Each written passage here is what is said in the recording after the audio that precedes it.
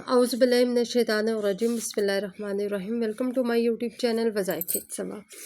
आज की जो वीडियो का टॉपिक है वो अंडे के सदक़े को लेकर है। हमारे यहाँ बहुत से लोग अंडे का सदका दिया करते हैं। एक बड़ा ही अच्छा अमल है और बड़ा ही अफादियत वाला अमल है। जब भी कोई परेशानी आती है तो अंडे का सदका दिया जाता है। हमारे घरों में आम तौर पर हर फैमिली ही इस सदक़े से वाकिफ़ है। वो अंडा, चाहे वो देसी अंडा है या फार्मी अंडा है, अंडे का सदका देते ही इंसान के ऊपर से जो परेशानी, जो मुसीबत आ रही होती है, जो चोट उसे लगी हुई होती है, उसका काफ़ी हद तक अज़ाला हो जाता है और काफ़ी हद तक उस शख्स की सेहत में बेहतरी आना शुरू हो जाती है। जिस परेशानी के खौफ की वजह से सदका दिया हुआ होता है, उस परेशानी से भी काफ़ी हद तक छुटकारा मिलने के चांसेस पैदा हो जाते हैं। सदक़े की इस्लाम में वैसे भी बड़ी अहमियत है। सदका हमेशा इंसान अपनी पसंदीदा और अच्छी चीज़ का देगा तो अल्लाह ताला के नज़दीक ज़्यादा काबिल कबूल है। सदका तो वैसे भी काबिल कबूल ही है अगर हमारी नीयत उसमें खालिस हो। आज हम आपको बता रहे हैं कि अंडे का सदका कैसे दिया जाता है, वो कौन सा तरीका है। जिस तरीके से आप अंडे का सदका दोगे तो आप की जो भी परेशानी है वो ख़त्म हो जाएगी। जिस हाजत के लिए आप ये सदका उतार रहे हो, जिस तरीके से उतारोगे, आपकी वो हाजत भी फ़ौर पूरी होगी। अंडे के सदक़े के बारे में कहा जाता है कि इंतहाई सादा मगर बेइंतहा बाबरकत अमल है। इस सदक़े की बड़ी अहमियत है, इस सदक़े की बड़ी अफादियत है। दोबारा बता रही हूँ, आप अंडे के सदक़े को, अंडा हर घर में मौजूद होता है और जैसे ही कोई परेशानी आपको महसूस हो, जैसे ही कोई बीमार हो गया है, आप उस शख्स के ऊपर से अंडे का सदका उतार दें, अंडे का सदका कर दें।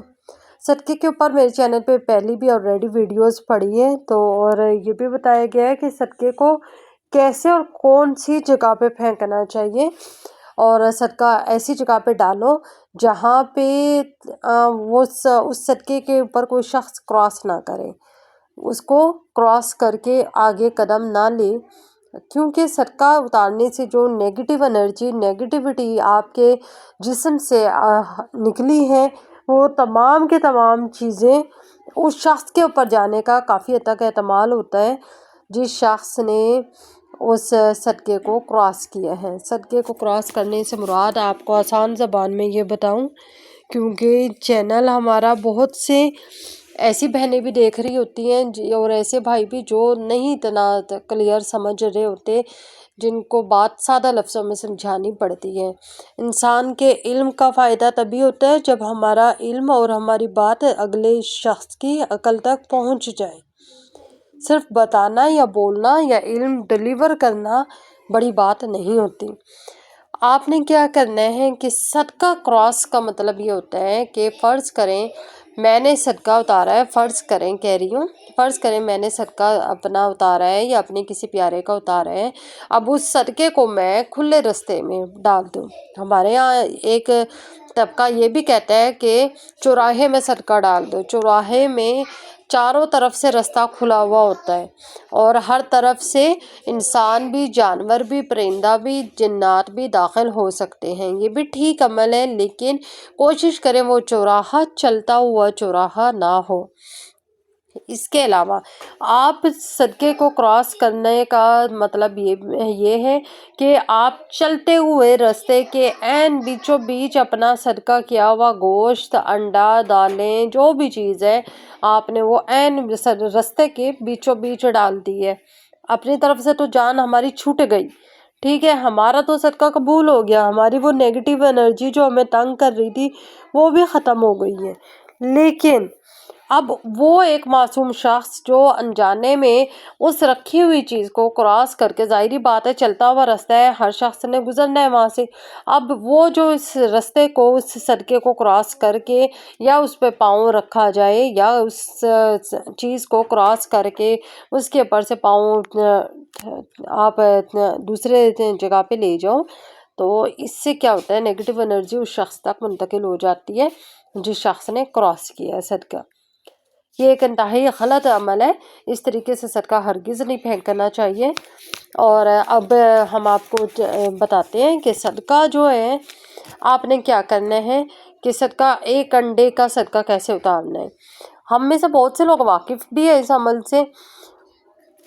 باوضو ہو کر آپ نے قبلہ رخ ہو جانا ہے، قبلہ رخ ہو جانا ہے۔ اس شخص کو اپنے سامنے، اگر خود اپنا صدقہ اتار رہے ہیں تو اپنا رخ قبلے کی طرف کر لیں، اور اگر جس شخص کا صدقہ اتار رہے ہیں تو اس شخص کا رخ قبلے کی طرف کر لیں۔ 3 بار آپ نے درود پاک پڑھنا ہے، صدقہ اتارنے سے پہلے 3 بار درود پاک پڑھ لو۔ اور اس کے بعد آپ نے کیا کرنا ہے کہ انڈا لے لینا ہے، انڈے کو آپ نے دائیں ہاتھ کی مٹھی میں رکھنا ہے، ہلکا سا پکڑ کے رکھیں انڈے کو دائیں ہاتھ کی مٹھی میں۔ اس کے بعد پھر آپ نے کیا کرنا ہے کہ دائیں ہاتھ کی مٹھی میں جب آپ نے انڈا پکڑا ہوا ہے اور آپ 3 بار درود پاک پڑھ رہے ہیں، خیال یہ رکھو کہ جب تک درود پاک آپ پڑھ رہے ہوں، آپ یہ درود پاک پڑھے ہوئے اب پہلے اپنے دائیں کندھے کی طرف نظر دوڑائیں، پھر بائیں کندھے کی طرف دوڑائیں۔ یعنی آپ کے ساتھ جو نیگیٹو انرجی ہے، جو آپ کو پریشان کر رہی ہے، تو وہ آپ کے کندھوں سے ہٹ جائے، وہ جو پریشانی آپ کے کندھوں کے اوپر لٹک رہی ہے، بوجھ بنی ہوئی ہے، وہ ہٹ جائے گی۔ پھر اس کے بعد آپ نے کیا کرنا ہے کہ آپ نے اس کو کھلی چھت پر لے جانا ہے۔